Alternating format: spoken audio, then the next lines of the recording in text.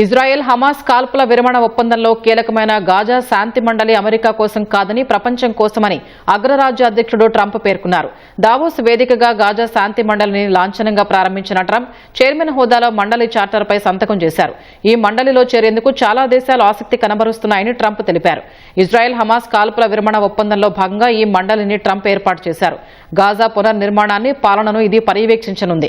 ఐక్యరాజ్య సమితికి పోటీగా దీన్ని ట్రంప్ తెరపైకి తీసుకొస్తున్నారన్న వార్తల నేపథ్యంలో ఈ సమావేశానికి 20 దేశాలకు పైగా ప్రధానులు, దౌత్యవేత్తలు హాజరు కాగా Bharat, France, Britain, China, Germany వంటి పెద్ద దేశాలు దూరంగా ఉన్నాయి.